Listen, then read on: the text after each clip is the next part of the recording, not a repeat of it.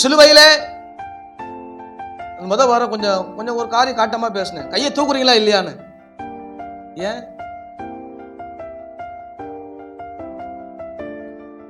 15 நிமிஷம் ஆராதனை இல்லையா?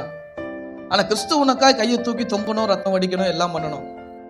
ஆனா ஒரு 5 நிமிஷம் கையை தூக்கி இயேசுவே அப்படின்னு சொல்லணும்னா கை வலிக்குது. நமக்கு உண்மைதான், நம்மளுக்கு கை வலிக்கும், கண்டிப்பா வலிக்கும். நம்மளுடைய ஹியூமன் பாடி அப்படிதான்.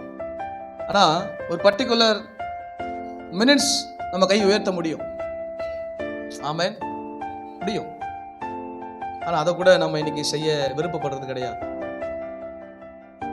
ஏன் நம்ம உயர்த்தலாம்? யாரு பார்க்க போறா? இயேசு பார்ப்பாரு. என் பிள்ளை கையை கூட எனக்காக உயர்த்தி ஒரு ஆமேன் சொல்ல, ஒரு அல்லையா சொல்லல, கொஞ்ச நேரம் கையை தூக்கி பாரு, நான் பார்க்க மாட்டேதேன். ஆமேன். ஆனா உனக்காய் 3 to 6 மணி நிஜம வரையிலும் அவர் கரம் துடித்து கொண்டு இருக்குது. உனக்கு கையறக்க வாய்ப்பு இருக்குது, உன் கையறக்க வாய்ப்பு இல்லை.